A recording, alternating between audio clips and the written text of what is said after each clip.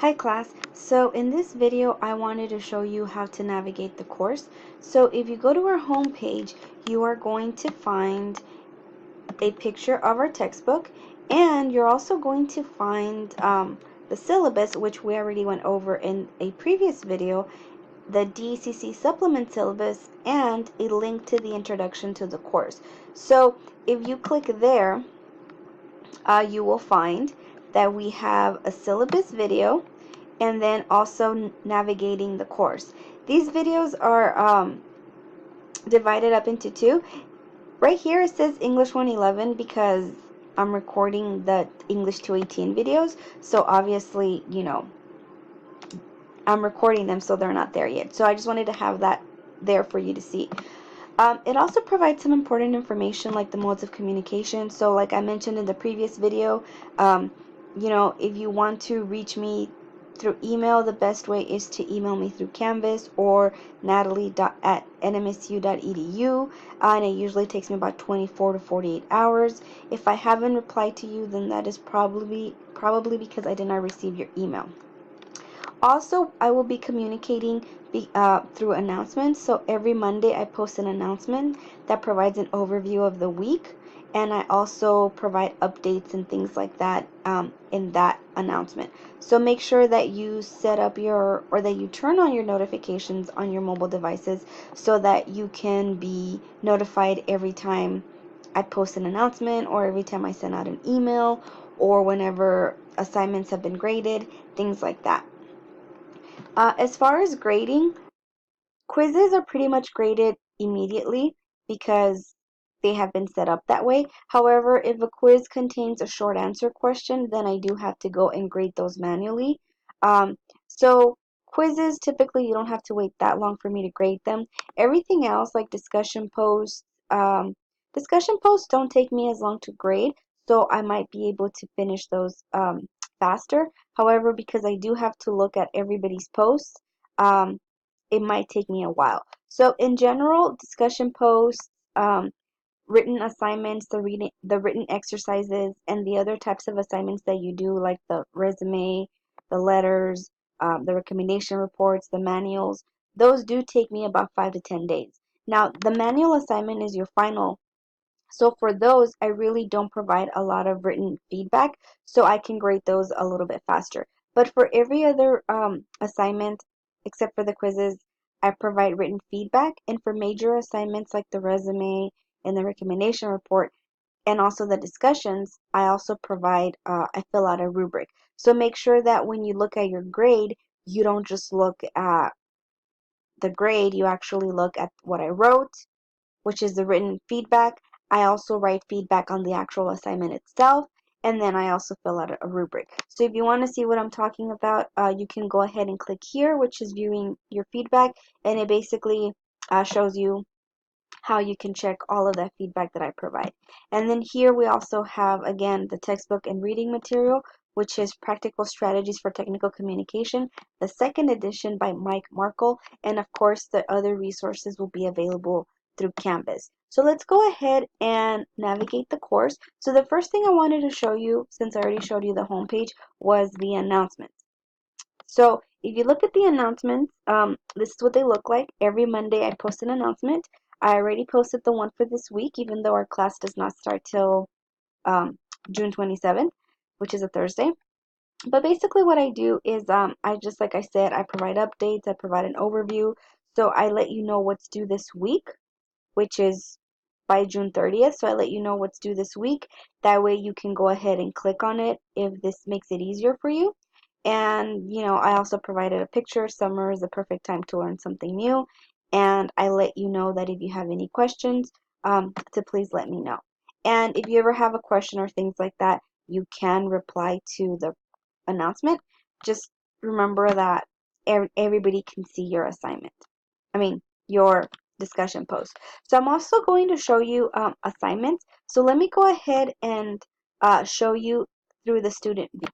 Okay, so this is what it should look like for you. So if you go to assignments, you will see all of the assignments that we have.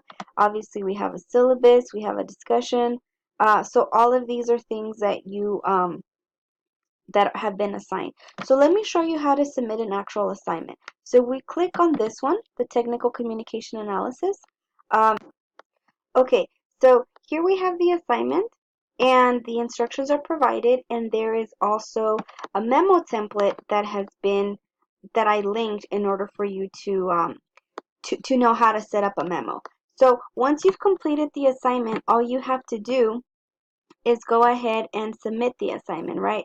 And by the way, this is what the memo template looks like. So if we click there, you will see that this is what it looks like. So all you would need to do is just start typing. And once you finish the assignment, you are ready to submit it. So in order to submit it, all you have to do is click on Submit Assignment, and you have a few options. You can either upload the file, or you can upload it through Google Drive or through your Office 365. Every NMSU student has Office 365 for free, and you can find that through your My.NMSU banner account. So if you go there and click on Office 365, you're able to use Word, Excel, PowerPoint, basically all of that software for free. So, but the easiest is just to go to File Upload. So all you have to do is click on Choose File, and then you can go ahead and click on the file. So like, let's say I finished my memo, I just click on Open, and then I click on Submit Assignment. So once it has been submitted, it will tell you right here, submitted, and it tells you the time that it was submitted, and it also tells you which file was submitted in case you want to go ahead and look at it, right? If you do want to resubmit the assignment, you can go ahead and click on that. That option is available until the assignment closes. So for example, you have until June 30th at 11:59 p.m. to resubmit the assignment. However, keep in mind that if you want to add another file, once you go to add another file, the one you submitted initially, this one gets deleted. So if you need to submit multiple files, do it all at once, because if you wait and do it later, the first file you submitted gets deleted. So that's something to keep an eye out for. Okay, now let's go ahead and look at discussions. So if we look at discussions, they are all listed here. I still need to add discussion number 5. But if we go to the discussion number 1, here I have the original post. So what you have to do is you have to reply to the original post. That's the first thing you should do. So you would say,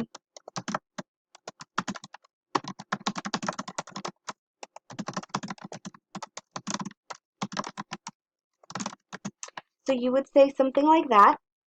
You know, obviously you would answer all of the questions that are posed by the original discussion post, and then you hit on reply. Now, if you want to go ahead and reply to a classmate, remember that you need to reply to 2 classmates in order to get full credit. So in total, you should have 3 discussion posts. So if you want to reply to a classmate, what you want to do is you want to actually click on reply with the actual post by the classmate. If you go up here, you are replying to the original post again.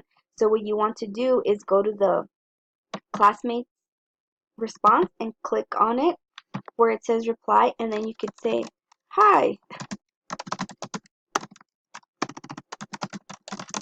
This is kind of weird because I am replying to myself, but I am just showing you this for, you know, instructional purposes. So as you can see, this is what it looks like. So this person replied to the original post, and this right here lets me know that you are replying to them. Now, let's say if you say something like,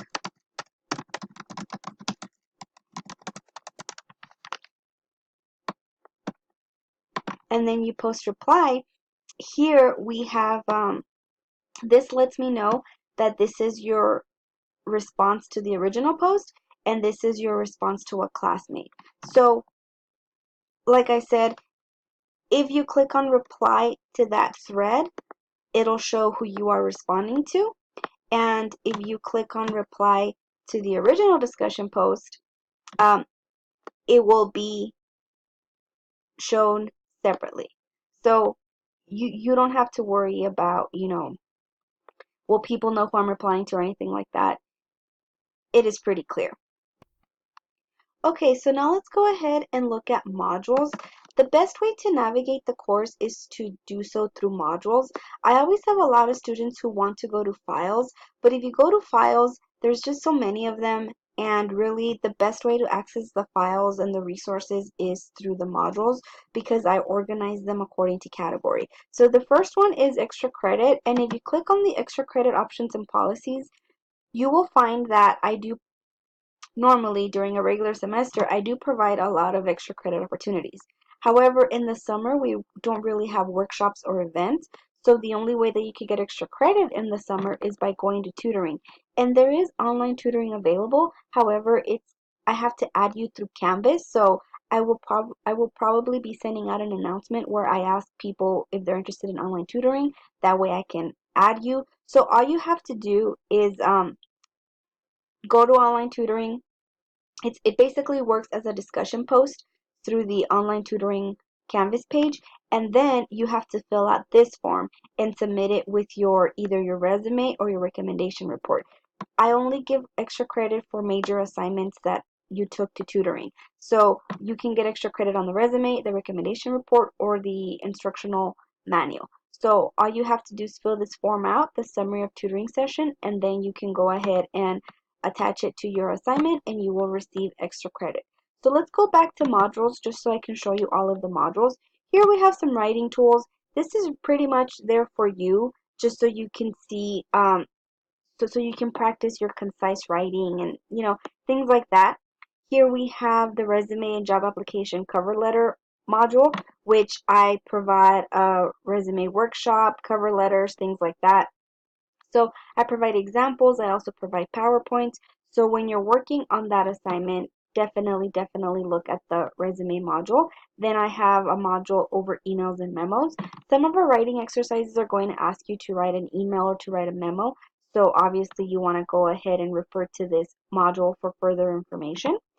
We also have a module on design, and this is helpful when you do your recommendation report, since some of you might incorporate some graphics or images. And even if you don't, you definitely want to refer to this module because for your instructional manual, you will be required to insert graphics and images. So you definitely want to look at this module when you do your assignment, your manual assignment. And then here we have recommendation report. Like I mentioned earlier in the other video, there's not a lot of online resources for recommendation report. So I do have only 2 of them, but your book, the chapter on recommendation reports, is pretty thorough. So I definitely encourage you to look at that. And then of course I have a manual for user guide slash I have a module for a user guide slash manual. So right here you see some resources that'll help you write your manual. The manual is going to require that you include a set of instructions, so I went ahead and I provided some supplemental reading on composing instructions as well as some resources, some online websites that give you further information on how to analyze instructions and things like that. So the modules are pretty much where you can find most of the resources. We also have quizzes, so obviously quizzes is where you find the quizzes that are available, and all you have to do is click on the actual quiz, and then whenever you are ready, you want to make sure that you are ready. You want to make sure that you've looked at the actual instructions and the time limit, and then when you are ready, you can go ahead and take the quiz. I think for you it'll say take quiz. So like I mentioned earlier, you want to make sure that you take the quiz on a computer, not a phone or a mobile device. And grades, of course, I can't show you grades because it'll show everyone's grades. But for grades, all you have to do is go to the grades and it'll show you what you got. It also shows you what assignments you're missing. So I do use the Canvas grades as a grade book, so anytime you submit something, your grade is updated. So definitely make sure that you keep up with your grade just so that you know if you're passing or not passing.